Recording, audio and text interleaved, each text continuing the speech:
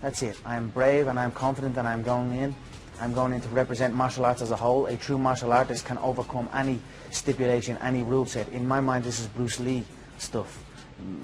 Be like water. You know, if water enters the cup, it becomes the cup.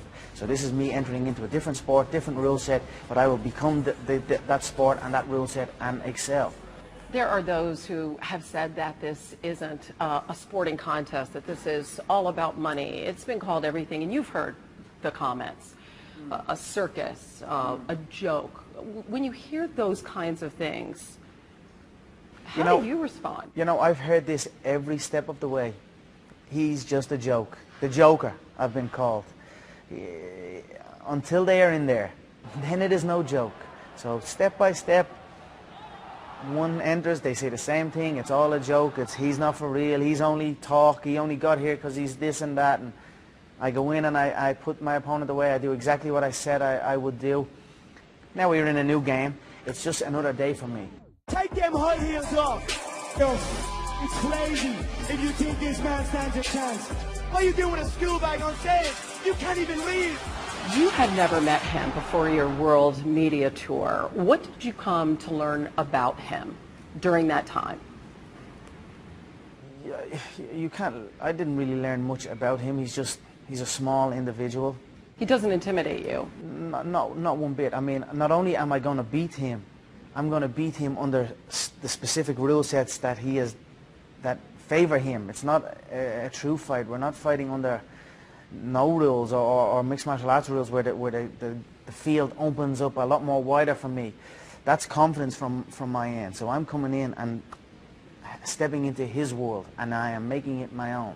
Although it has been an illustrious career, fighting is on. Strike first. If I am your opponent, what do you do? Well, for me, there are many ways to attack a body. You can attack the knee is real quick. I can parry that, take that knee in. If it's a lazy low hand like that, I can take it down Bruce Lee style. I can hit the ribs. We know he has sore ribs as well.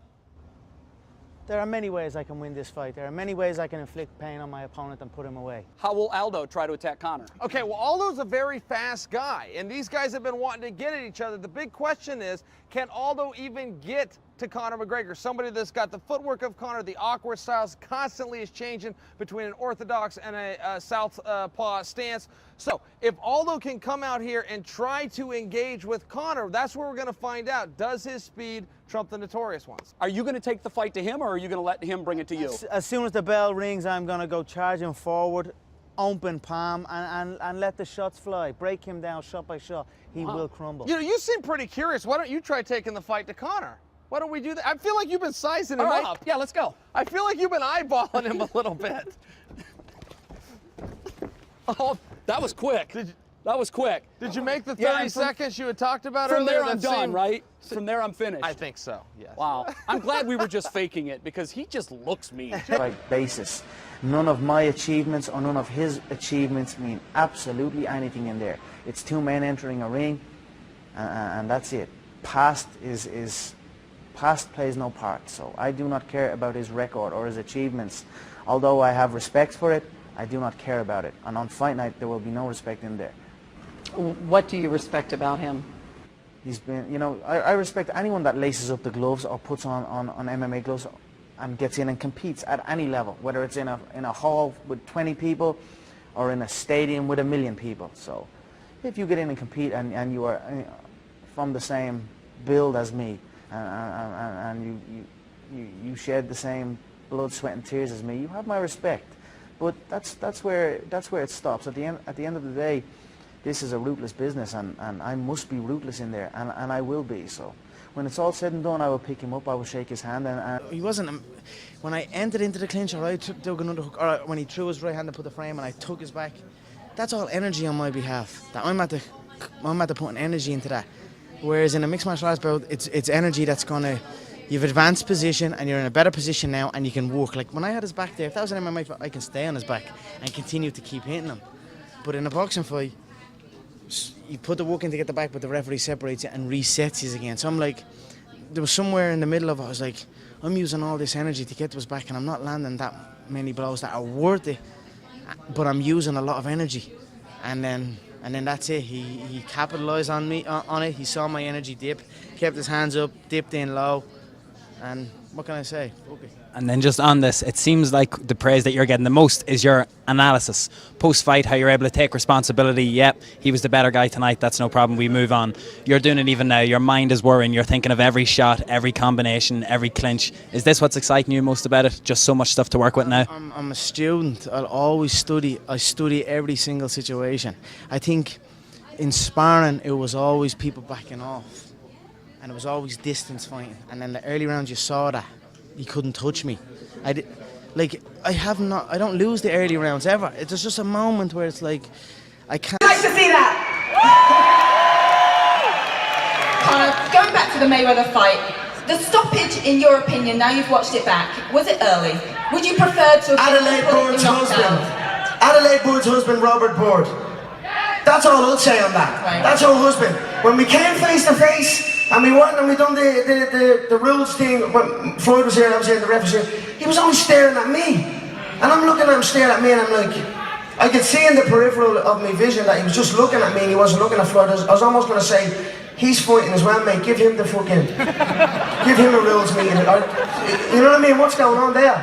Every time we tied up, he literally wrestled me off him. So, I don't know, it is what it is. I knew I was not going to get a fair shake out there. I thought it was an early stoppage. How the fuck can you stop a fight when there was no knockdowns or nothing previous? The round before, I almost had him dropped. I hurt him to the body. I hurt him to the body the round before. So how the fuck can you, like round 10, then stop it like that when there's a first sign of a wobble? Nah, man, you've got to let these fights go on, so. And you're used to UFC where they... Floyd's got 3. Yeah. So Floyd's got the one that he got, and he got tax problems. That's what he's got. Oh, no. That's Lord. That's heavy shit. That is heavy shit. It's hard to get out from underneath Fucking that. right it is. Take it in and be grateful for it and enjoy the ride. Have you been able to do that? It's so different. You've been pulled in so many different directions. Have you been able to step back and kind of analyze these last 2 years? You know, I enjoy work. I enjoy it. I don't want to be nowhere else. That's what I was saying to my guy yesterday. I was listening to the first episode of Embedded. Jose has his kid and his wife, and they're going to miss him, and he can't wait to be home. I feel better at work. I enjoy work, you know what I mean? So I don't have nothing else but this, and I don't want nothing else but this. So that will be the difference I feel, you know. I want to be here. I enjoy being here. I don't feel he does. Are you kind of planning on that going forward? No, like growing family, no marriage, all that stuff. This is going to be your life for the next Right now, I am married to the game. I'm married to this game. So I have a girlfriend. I have my family, of course, but I am married to the game right now. You talked about the welfare that you had been on prior to your first UFC fights and all, and I was wondering if having that experience, having been there in the past, if it keeps you hungry, getting what you have now and remembering those days. 100%. Like I said, I don't ever forget about it. I never ever forget. Never ever forget where I came from or what I came through. And definitely keeps me motivated. And one thing that I noticed with other people, maybe when they start getting a taste of the finer things, that's when comfort sets in. But for me, I almost get more uncomfortable the more good things come in, because I must push on and continue and get more. It must be constant. You talked about the first trip that you had to Vegas. I remember you rode with the Don in the Ferrari. Do you have your own this time around? No, not yet. We'll see though after this one. I might have 4. The travels that you had to Brazil, it seemed like the locals were starting to embrace you there a little bit. What was the gist that you got from being in Brazil those few days? It is what it is. They're passionate people. They want to see their boy win. They want to go at me, they want to fight me as well as I want to fight them. But to be honest, they are passionate people. They enjoy the sport, and it is what it is. They definitely love me. Make no mistake. They might not admit it now, but they will admit it after. What did you think about your Q&A session there at the big press conference? I've had a few Q&As with them now. It's not really a Q&A, it's just a verbal onslaught, but I enjoy it, and I give as good as I get. You get a sense out Not particularly. I got more boos than he got cheers, if that makes sense. So, you know, I don't care about anything like that really, you know. I'm just going to do my business. As far as how big, size-wise, I towered over him. I'm going to maul him. I'm going to go in and just break him down bit by bit. You know, for me, I've never been hurt once in my career. I've never even been phased, or I've never even taken a back step once in my career, you know what I mean, on the feet in exchanges. Honestly, it tickles me when the featherweights hit me, you know what I mean? It doesn't hurt me one bit. I don't feel nothing. So I'm going to march him down and break him down. Conor, you know, you talk about you don't forget where you came from. A lot of us don't really know what your life was like when you were a kid. You know, Manny Pacquiao grew up and lived in a cardboard box for a while, and that was literally where he lived. Like, can you tell us a little bit about your background and sort of where you came from, and how life was like for your family as you were growing up? That's what everyone wants. That's what we all want. That's also what NHL defenseman Brent Burns wants. He's a fan of the Dublin native, was in town for the NHL award show, and came over to watch McGregor train. Unfortunately, right now, as he walks the halls of his rented 7-bedroom mansion, he doesn't know for sure who he's fighting. I'll be there. It's business as usual for me. That's the approach he'll have to take. Maybe we'll know on fight week who's stepping into